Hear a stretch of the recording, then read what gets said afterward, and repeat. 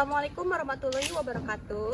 Selamat pagi semuanya, apa kabar? Semoga kalian selalu diberikan kebahagiaan untuk menjalani hari.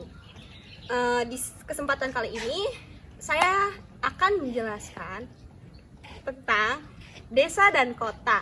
Pasti kalian sering mendengar kata desa dan kota. Di sini saya akan menelaah lebih lanjut mengenai tentang interaksi antara desa dan kota, perbedaannya dan lain-lain. Yuk kita simak video berikut.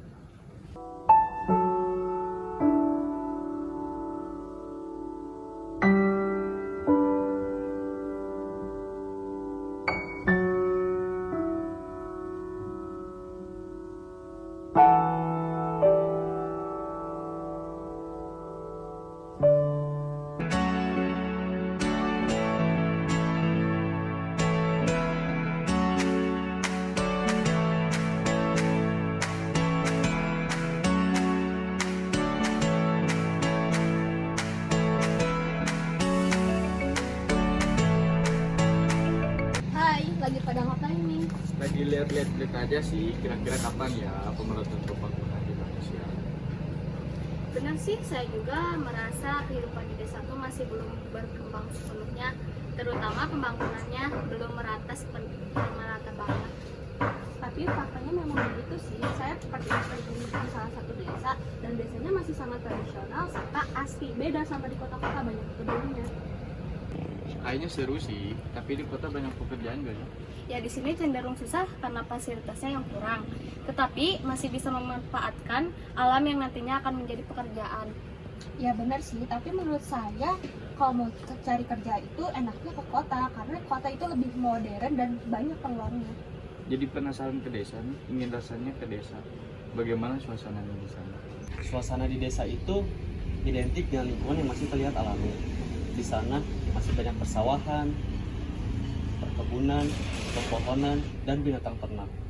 Sedangkan mata pencarian di sana sebagian besar menjadi seorang petani. Dan juga jika di desa, masyarakatnya itu saling mengenal dan bertegur sapa setiap mereka bertemu. Sosialisasinya berarti di banget ya, erat banget kaitannya antara masyarakat Sangat ke masyarakat. kental. Nah, masih tradisional banget. Nah, ini menandakan bahwa penduduk desa memiliki hubungan keluargaan yang sangat erat. Hal ini bisa disebut juga dengan jamuan chef. Jika kita pergi ke suatu desa, pasti kalian semua bakal ngerasain nih yang namanya norma atau adat istiadat yang masih sangat kental dan terikat.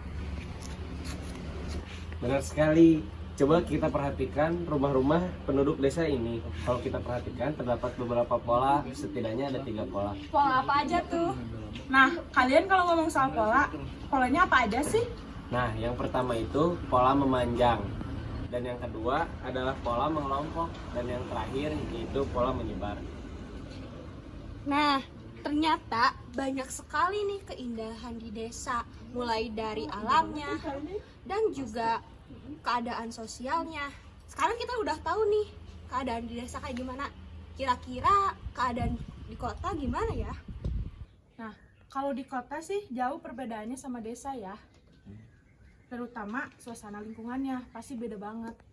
Jika di desa, kita sering banget bersosialisasi antara masyarakat dan masyarakatnya. Kalau di kota itu cenderung individualis. Nih, di kota didominasi oleh gedung bertingkat, jalan lebar, reklam, serta lalu lalang kendaraan bermotor yang sangat padat. Kota bisa dikategorikan berdasarkan besar dan kecilnya kota. Jadi yang pertama ada kota kecil. Kota kecil jumlah penduduknya antara 20.000 sampai 50.000 orang. Contohnya seperti kota Padang Panjang. Dan yang kedua adalah kota sedang. Kota sedang jumlah penduduknya antara 50.000 sampai 100.000 orang. Contohnya kota Jambi, kota Palangkaraya. Dan yang ketiga adalah kota besar. Kota besar jumlah penduduknya antara 100.000 hingga 1 juta orang. Contohnya adalah kota Jambi. Dan yang terakhir adalah kota metropolis. Jumlah penduduknya lebih dari 1 juta orang. Contohnya kota Bandung, Medan, dan Surabaya. Tapi ya, kota juga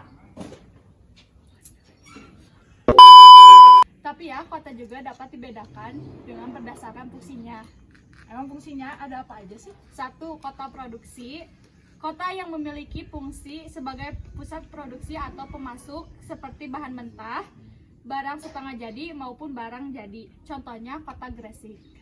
Yang kedua, kota dagang. Kota ini memiliki fungsi sebagai pusat perdagangan, contohnya kota Semarang.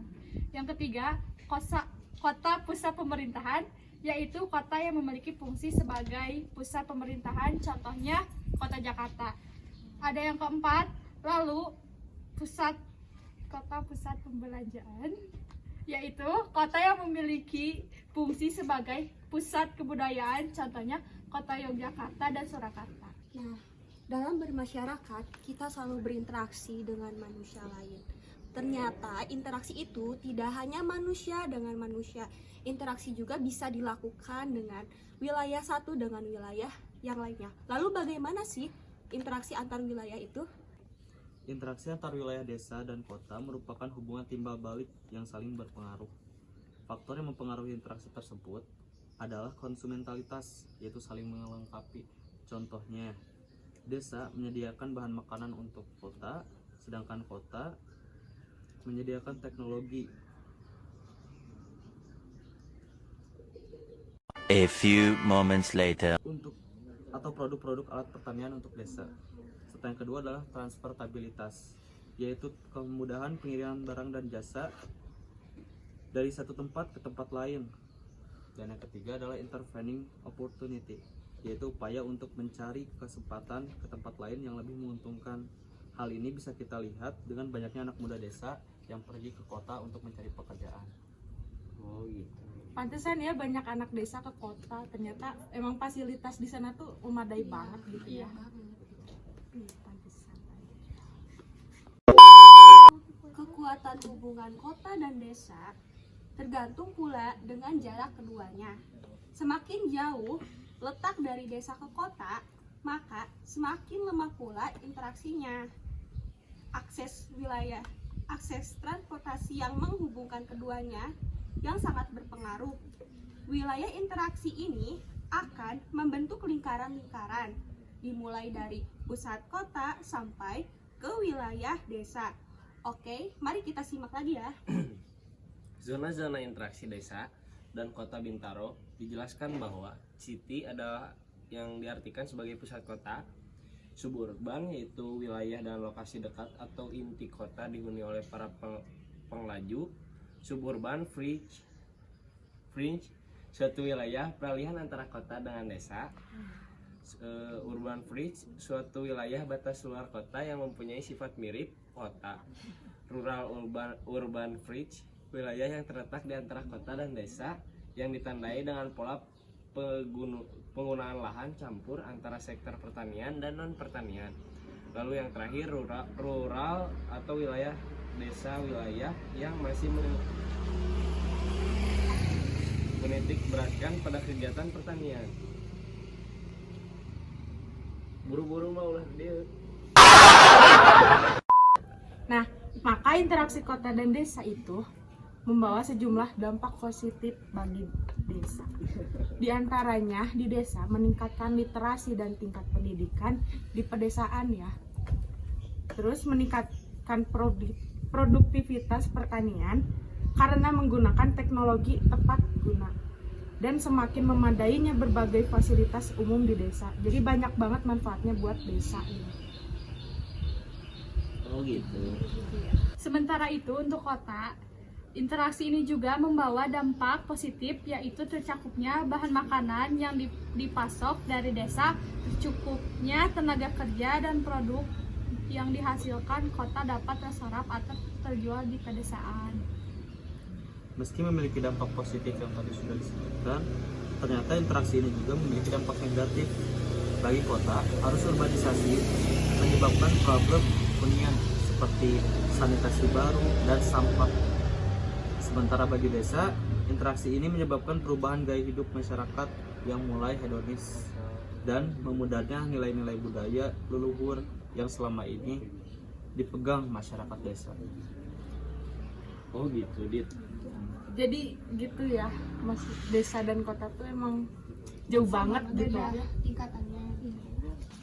Dari diskusi tentang desa dan kota tadi dapat disimpulkan bahwa interaksi desa dan kota dapat terjadi apabila ada yang pertama komplementaris, yaitu saling melengkapi. Yang kedua ada transferabilitas, yaitu kemudahan pengiriman barang dan jasa. Yang ketiga ada intervening opportunity, yaitu upaya untuk mencari kesempatan di tempat lain yang lebih menguntungkan.